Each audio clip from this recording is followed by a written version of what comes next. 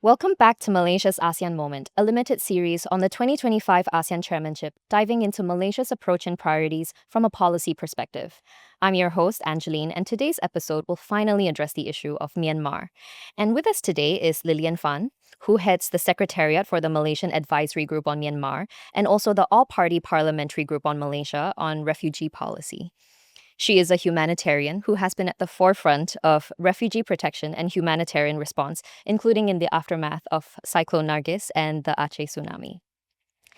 So it's been 4 years since Myanmar's military coup in February 2021, and the country remains mired in crisis, facing deep political fragmentation, a collapsed economy, and severe humanitarian distress.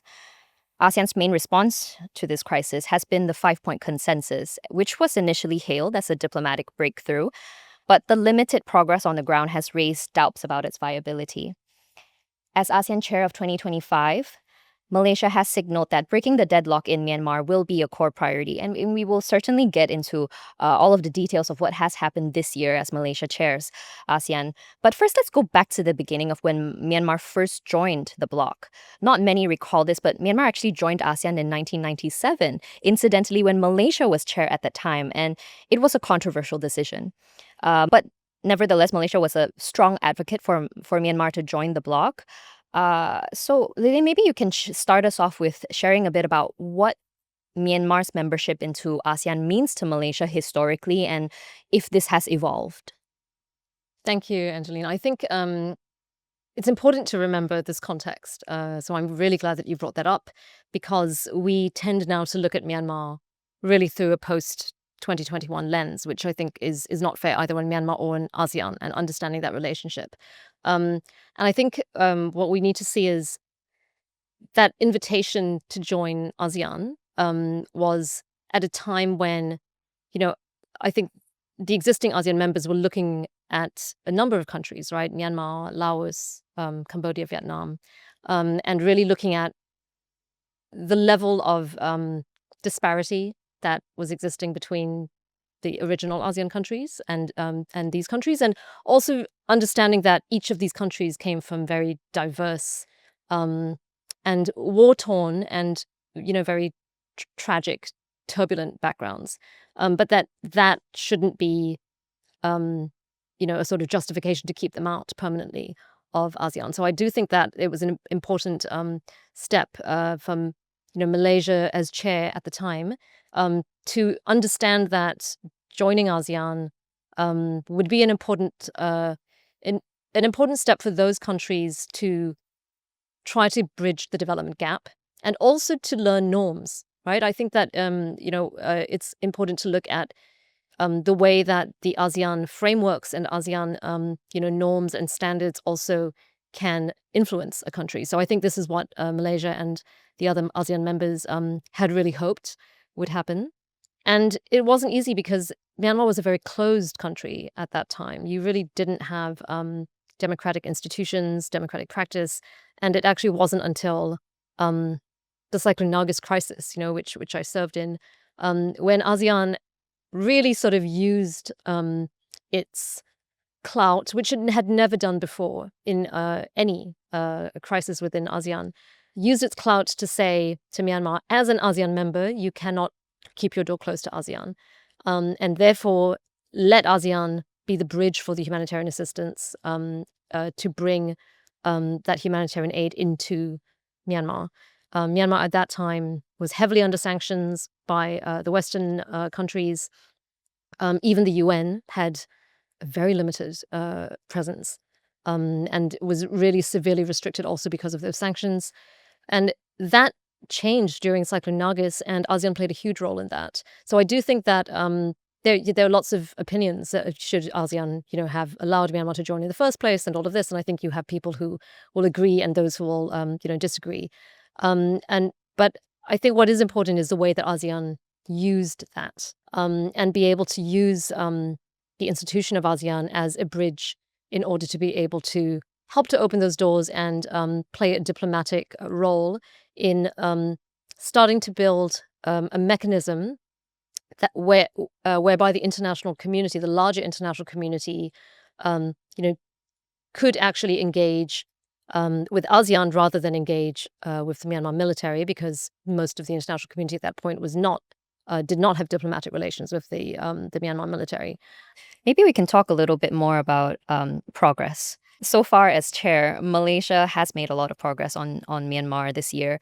But what kind of progress are we talking about? As you say, a lot of it is closed door, a lot of it is not really spoken about. So how would you explain the good work that Malaysia has done to a layman who would be interested on this issue, but doesn't really have an in on the process? Yeah, I mean, I think the first thing I'd say in trying to explain this to a layperson would be that conflict and peace processes, right, these are not fast processes at all. It's not like humanitarian assistance, right? And I've worked in both sectors. I've worked on, peace and conflict, and I've worked in the humanitarian sector. And the humanitarian sector is all about speed. It's all about, life-saving interventions as fast as you can, cutting the red tape, getting onto the ground and saving lives, right? That is what it's all about. Looking at where the barriers are, looking at where the blocks to access are. It's all about undoing those blocks. And it's completely the opposite when it comes to trying to work on peace, because you don't have peace if you don't have trust. And trust is so easily broken and very difficult to build or rebuild in this case. And if you have groups who feel they have had their trust broken for decades by, maybe not exactly the same generals, but basically by that same institution, they're not going to just agree to come and sit down with you and have a negotiation because, ASEAN or China or the US or, a big power comes and says that's a good thing for you to do, because we all want to see this stop, no more violence. This is why I think, the 5-point consensus sounds very hollow to a lot of the stakeholders in Myanmar. That's not to say that it doesn't have value, right? It has had value. It does have value, not, I think, in changing the situation on the ground in Myanmar, but as a tool for engagement. And if ASEAN and each ASEAN chair and ASEAN as a whole continues to use that in a way, where we understand that it's a strategic tool, it's a strategic engagement tool, because without the 5-point consensus, we actually don't have a mandate to get involved in the Myanmar crisis. And would you say that there's trust within Myanmar that ASEAN can play a constructive role? It's very difficult to build trust among the stakeholders. There are the stakeholders within the resistance, for example. So I think for now, and this is what Malaysia has been doing, it's to understand that the Myanmar political landscape is so complex right now that they're not quite ready to all sit down together.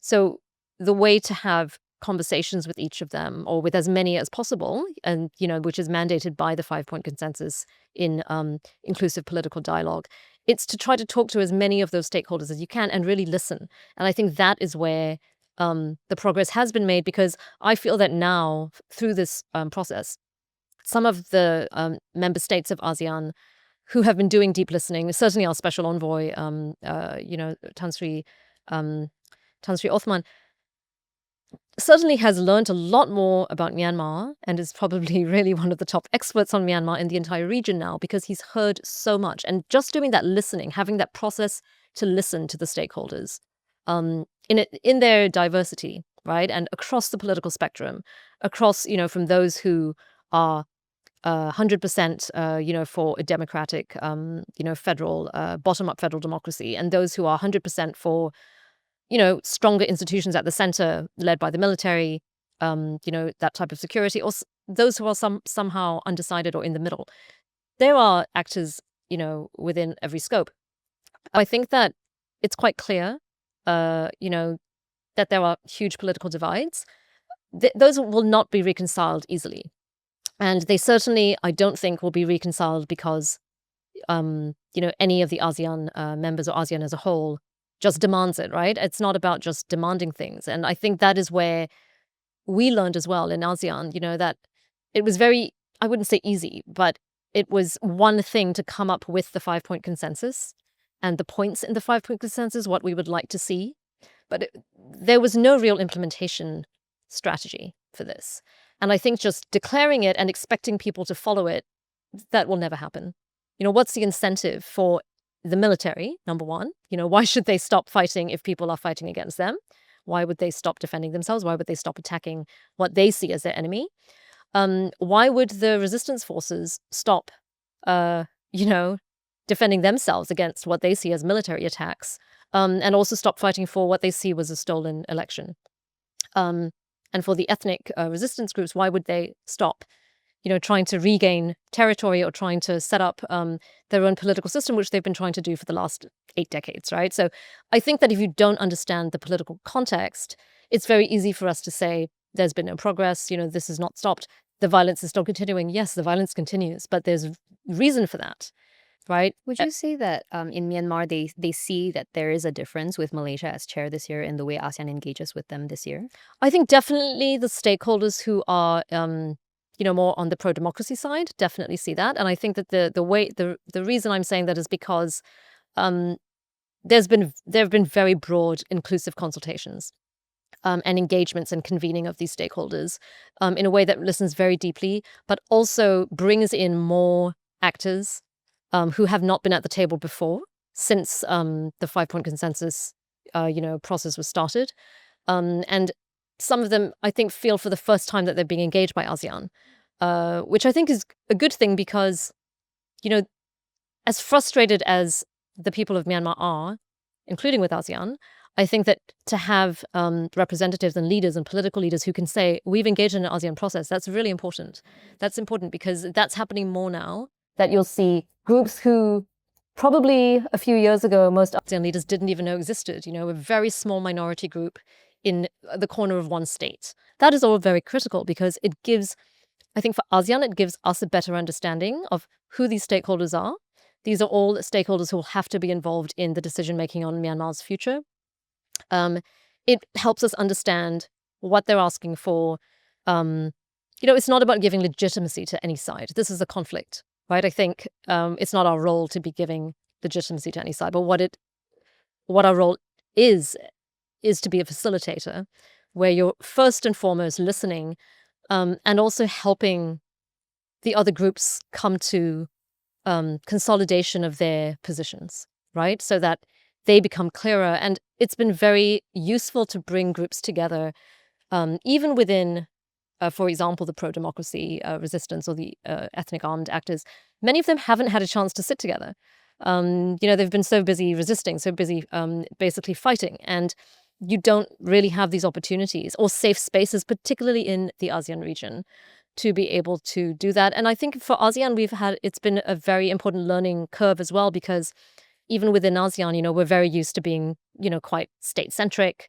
It's very much about engaging, It's government. so much more complicated with all of these ethnic groups. Exactly. And I think that, it's already quite challenging in a safe, developed, stable ASEAN country, sometimes for civil society to be heard. So can you imagine if it's in a non-stable country, full of conflict? But the fact that I think we've managed to, touch on or find a way and a mechanism within ASEAN to deal with a very sensitive, politically sensitive dynamic, I mean, that to me already says there's been progress in ASEAN, because we can tolerate discussions on these issues and we can open up a platform. And the fact, ASEAN is itself very diverse. The fact that we have consensus on that process, I think, is critical. So that to me, I think, is already a huge step forward. Okay. Let's move in on the humanitarian issue, because as we know, earlier this year in March, there was a massive earthquake that caused further strain to, as you have painted, an already fragile situation. How has the earthquake affected ASEAN's progress with Myanmar? Do you think it's allowed for any kind of openings? As you say, humanitarian assistance is all about speed. Or do you think progress has been complicated? Because we have heard a lot of reports about the junta blocking humanitarian assistance. So I think it's a mixed picture when it comes to, the earthquake response. I think that the humanitarian situation in Myanmar was already bad before the coup. It got much worse after the coup, and then it was already bad before the earthquake, but it's gotten much worse after the earthquake, right? So I think you just need to see this kind of progression of sadly, a downward spiral when it comes to humanitarian conditions. If you can imagine what's been happening in terms of health systems breaking down over the years since the coup, but even before the coup, they were very weak.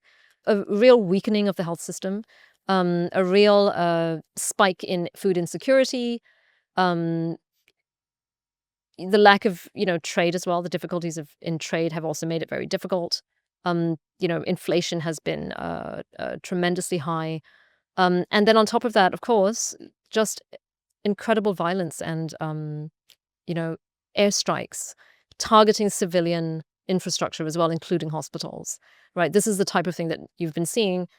I think in terms of ASEAN's response to that, um, ASEAN did see it as an opportunity to try to ramp up the diplomacy and push for more humanitarian access into Myanmar. I think we we did get a bit of it, but it was very mixed and limited. But I wouldn't say completely a failure either. I think what was important is, like Malaysia, for example, and many other ASEAN countries, we were able to send aid, and also some of that aid was able to go to resistance areas. Definitely contested areas, even our field hospital, right? It was a lot of negotiation to get our field hospital into a contested area in Sagaing. Even a negotiation to get our team into Sagaing rather than to Naypyidaw or Mandalay. And I think that was also a very deliberate result and a deliberate ask from Malaysia. We wanted to be in the area that we knew was obviously the epicenter, conflict affected, and the area where there were probably the least number of service providers, right? The least number of responders who were going there. And the important thing is that when you're dealing in a humanitarian crisis, that principle of impartiality is critical. It should not be tied to, political sides, right? It has to be something that is neutral and impartial. So your only indicator or your only criteria really is about humanitarian need, right? If there's humanitarian need, that's where you need to go. But what didn't happen was a broader opening. I think ASEAN was really hoping that this would lead to a broader opening. We really pushed for a ceasefire. Our PMX was out there pushing and pushing and pushing for a ceasefire. There were some groups, including actually the military. They weren't the first to do it. The NUG was the first to do it. They actually declared a unilateral ceasefire. And then you had a few of the other ethnic armed groups do that as well. And then the military did it also. So you had these declarations of unilateral ceasefires in the earthquake-affected areas. But there was never a negotiation for a ceasefire. And there was no mechanism to monitor any of that. And I think, Malaysia realized this. We were really trying to call for some kind of ceasefire monitoring of some kind under the ASEAN banner. It wasn't totally agreed to, but at the same time, we did try that. We did really try. And I think the missing piece was, there was never a breakthrough when it has come to really expanding humanitarian or scaling up humanitarian assistance into the most conflict-affected areas, right? But then when it's been coming in, Malaysia has been trying to do this, as have other ASEAN chairs in the past, have been trying to work on really trying to get some kind of discussion going on getting more aid into Myanmar. During our chairmanship in this year, the statement of the leaders that came out on Myanmar mentioned cross-border aid in the statement, which was, to me, that's a breakthrough. Because the fact that ASEAN finally was not only thinking about one mechanism, we have always talked about the AHA Center as being the mechanism for ASEAN aid. AHA Center is a very professional institution, but they're not designed really to work in conflict. They were mandated in the 5-point consensus to be one of the mechanisms for delivery. It hasn't been easy for them to access. They've been able to do, some delivery, but there are many areas that they're not allowed to go to. For the first time, at the summit, the leaders actually put into the statement that cross-border aid was needed, right? Or cross-border aid was another mechanism that could be looked at or should be looked at. Okay, we're coming to time, but I did want to ask a quick question about the Rohingya, because that's something that you work on a lot, and it's something that has featured heavily as a security issue for Malaysia. But surprisingly to me, it hasn't really featured much since February 2021 with a military coup in Myanmar, and certainly not this year as well, even though Malaysia is ASEAN chair. So what exactly is the situation with the Rohingyas? Like, maybe you can share a little bit about what's happening with them. Yeah, I think it's a good thing that Malaysia is looking at the Rohingya issue in the context of Myanmar. I think that it has not been helpful. In the past, we've looked at the Rohingya issue almost as a separate issue from Myanmar. As much as that's justified from a humanitarian point of view or from a human rights point of view, I don't think that's justified, and it's not even helpful from a political point of view. The humanitarian crisis and the human rights crisis are results of a political crisis, right? These are consequences of the lack of political status that the Rohingya have been granted in Myanmar. The lack of citizenship, but not only citizenship, also recognition of their ethnic rights, recognition of their territorial rights, recognition of, all their fundamental rights, but not just as citizens. I mean, really as political actors, I think, right? We need to be discussing the Rohingya issue and the solutions to the Rohingya crisis within the context of Myanmar, because that is the root cause. That's where the solution lies. It's a fundamental shift that needs to happen in terms of giving people their political agency, right? Understanding that people have political agency, and giving them a space to exercise that political agency. And that is, I think, the surest way to help to reduce violence in the long run. It's when groups feel that they don't have, legitimate political roots of agency that you see armed violence rise. The Rohingya have not been a group that's taken up arms in a massive way. Like there are some small groups that have taken up a level of arms, but they're more gangs, I would say. Not really a legitimate sort of armed group, right? And that I think is another issue that the ethnic groups within Myanmar who've been fighting against the military don't yet see the Rohingya as a group that's working in solidarity with them against the military. That has also resulted in, and not because Rohingya don't resist the military, but because Rohingya have been so excluded, so marginalized, they're terrified of, the military, and they're also scared of the Arakan army now, that is basically taking over their state, Rakhine. But I think that learning, to give spaces and nurture that political agency among the Rohingya, so that they can have those dialogues, right, with all these different groups, right? That is absolutely critical. And I think that's the role that Malaysia can play.